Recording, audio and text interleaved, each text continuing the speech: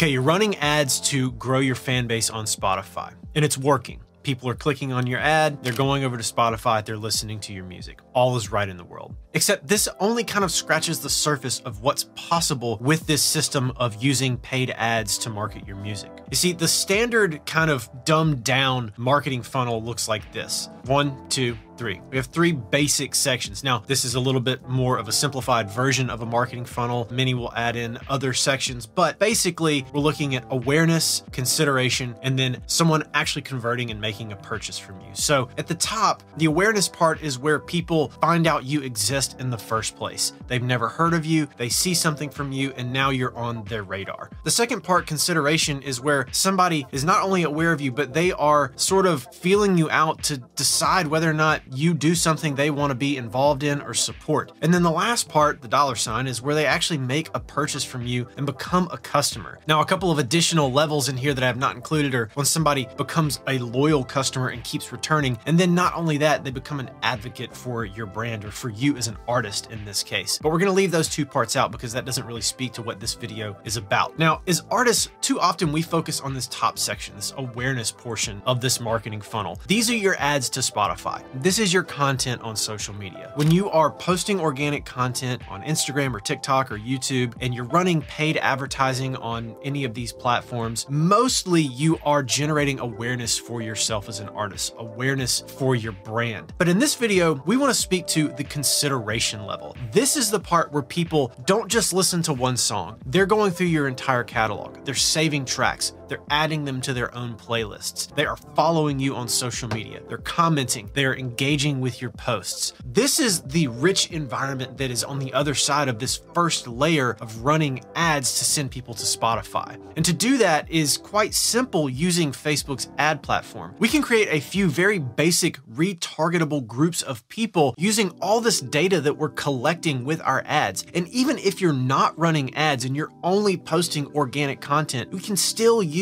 these 3 audiences to retarget people at a later date who have seen your organic content. So this is great for people who are generating a lot of momentum on Instagram or Facebook or whatever, especially using Reels. If you're posting a lot of Reels and you're generating a lot of engagement, you're getting a lot of followers, you want to grab that data and be able to retarget that using some audiences with the ad platform. So we're going to take our data on Instagram and Facebook, and we're going to create 3 distinct audiences of people we can retarget to pull them into that consideration section of our marketing funnel so that hopefully we will ultimately bring them all the way down and turn them into customers. So I'm here inside of the ad platform. I'm in the audience manager. Now to get here, if you're in the ads manager, you're just going to go to this left column here. It'll hop out. You can see audiences. Click on that and you'll arrive here. So we're going to start with the most basic audience first and sort of work our way up in terms of complexity. So we'll go to the blue create audience button here. We'll select custom audience, and then we're going to start with our Instagram account. Now I have my Instagram account selected, and under events, I can click this drop down. And right now I have everyone who engaged with this professional account selected. Now I can select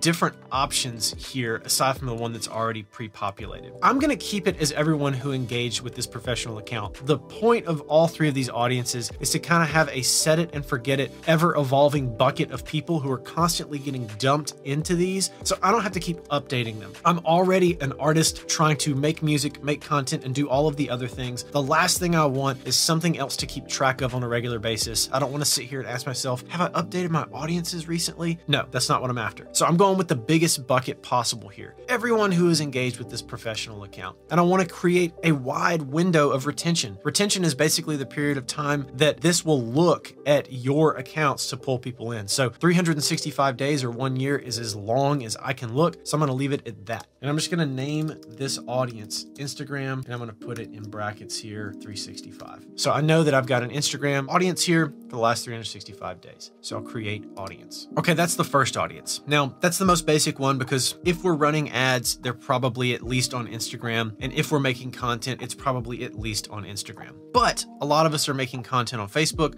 A lot of us are running ads on Facebook as well. So let's go to the create audience button again. We'll go to custom audience. And this time we're going to select our Facebook page as the source. Now this is almost exactly the same as what we did with our Instagram account. We're just pulling it from Facebook instead. So if we want to check the events here, we have basically the same kind of thing. We can narrow in on specific things, or we can just stick with everyone who engaged with our page. Again, I don't want to have to update this all the time. I got a lot of stuff to do. So I'm going to keep this big bucket, and I'm going to keep the retention open to 365 days. I'm going to call this audience Facebook 365, and I'll click create audience. So we have two very similar audiences. They're just looking at two different areas here. Now, the third audience that we can make is really only applicable if you have created a pixel and you've installed it on a website that you are sending traffic to or through. So if you're running conversion ads and you're using a landing page, this is a classic example of where you're going to pull data from for this next audience. If you're just running traffic ads, then this audience is probably going to be pretty useless to you, but it's something to think about if you want to have additional people to pull from, especially those who have actually taken the time to click on an ad and view your landing page. So we're going to go back to create audience, go to custom audience, and then we're going to go to website under your sources. So now I've got my pixel selected. My pixel is installed on my website. It's installed on all of my landing pages that I use in my ads. Anybody who visits my website or clicks through on one of my conversion ads lands on a page that has my pixel, and that pixel will log the fact that they have been there. Here we can come to events again. This is another option to sort of get more specific with this, just like we did with the first two audiences. So I'm just going to stick with all website visitors. Again, I want the biggest bucket here. I'm not trying to update this all the time. I'm not trying to pay attention to this. I want to build these three audiences, set it and forget it. With retention here, I can't go 365, unfortunately. The highest I can go with a pixel-based audience is 180 days, which is 6 months. And then we're going to name this audience. So I'm going to call this website visitors 180,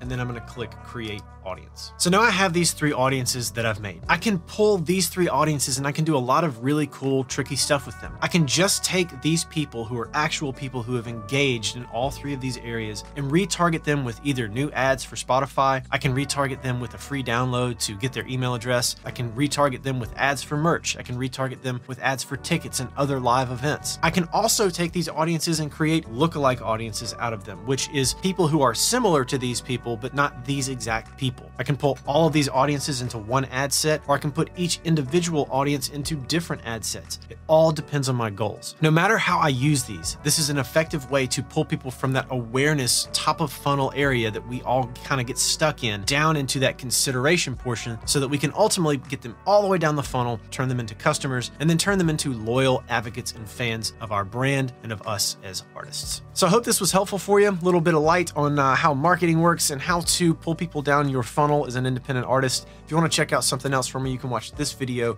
right here. And as always, thanks for tuning in, and I'll catch you on the next one. Peace.